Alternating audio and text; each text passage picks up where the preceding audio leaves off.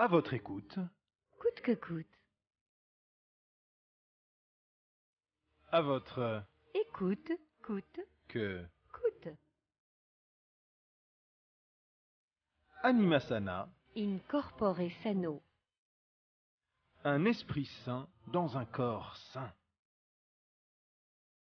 Le corps, c'est lui. L'esprit, c'est elle. Docteur Philippe Et Margaret de Beaulieu.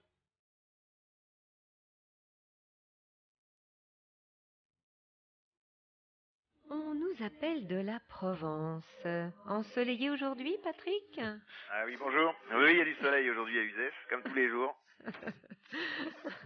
Uzès, hein, les cigales. Ah oui. Voilà, arrête maintenant. Uzès aussi, l'huguenote, car au XVIe siècle, Uzès était la 5e ville protestante du royaume.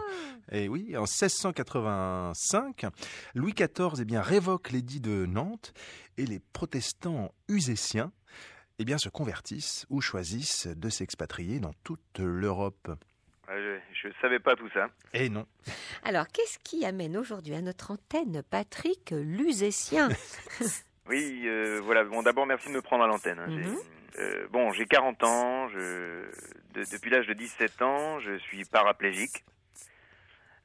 En fauteuil, suite à un accident de scooter. Aïe.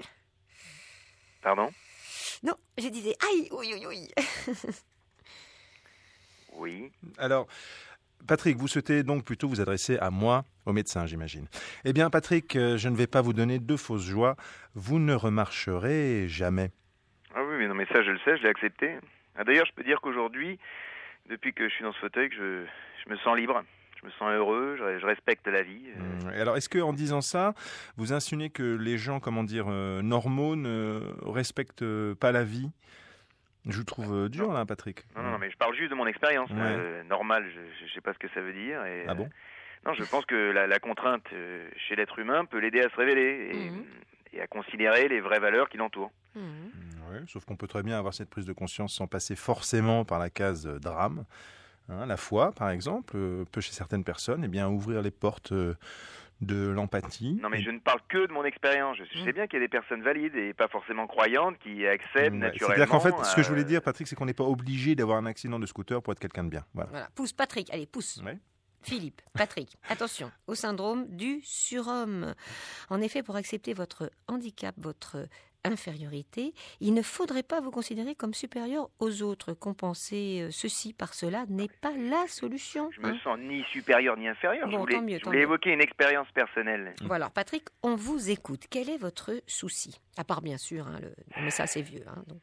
Bon, en fait, voilà, j'ai un problème avec la SNCF à cause du peu de place réservée aux handicapés. Ah là, ouh là là, aux handicapés. Attention, je vais vous appeler Monsieur Zaricot, ce qui n'est pas, c'est pas très joli. Oui, les handicapés, voilà. Donc une place par train.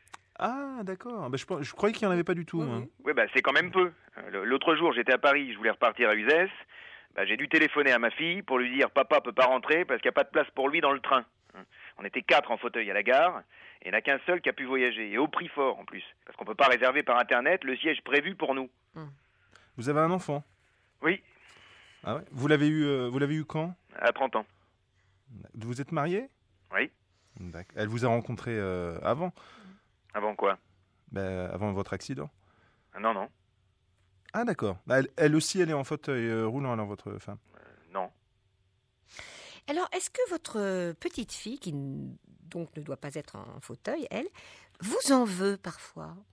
De quoi? De ne pas pouvoir courir, danser avec elle. Non. Par contre, elle en veut à ceux qui prévoient pas de place pour son père dans le train, qui prévoient pas d'accès dans les lieux publics. Là, oui, là, ça la rend triste, là, même en colère. Ouh, elle m'a l'air d'avoir son petit caractère, dites donc. Attention à l'adolescence. Patrick, excusez-moi, il y a une chose qui m'échappe là. Vous êtes tranquillement assis tout le temps dans votre fauteuil, alors tout à coup, ça vous paraît inconcevable de rester dedans pour un voyage de quelques heures? Éclairez-moi. Non, mais attendez, d'abord, j'ai le droit à un siège. Ouais, excusez-moi, vous en avez un sous vos fesses toute la journée. Mais donc, vous avez qu'à emporter votre chaise pour vous asseoir dans le train. D'accord, donc il n'y a pas de conversation possible. Non, mais c'est pas le même confort. Le fauteuil roulant bouge beaucoup dans le TGV. J'ai besoin d'une tablette pour travailler, par exemple. Pour travailler? Vous avez un travail? Oui. Vous avez été engagé... Oui, après mon accident, oui. D'accord. Alors, vous faites quoi, monsieur, dans la vie? Je suis chargé de la question des handicapés en région Languedoc. Des handicapés, monsieur Zaricot. Oh. En liaison avec le secrétariat d'État aux personnes handicapées. Ah oui, D'accord, d'accord. je comprends. C'est un travail qui quand même est en rapport avec le fait que... Ouais, enfin, j'aurais bien pu faire autre chose. C'est parce que ça me passionne. Ouais. Quoi, par exemple? Là, j'ai des amis en fauteuil qui sont profs, médecins, chercheurs. Oui, ça, on connaît tout ça, on sait. Pardon?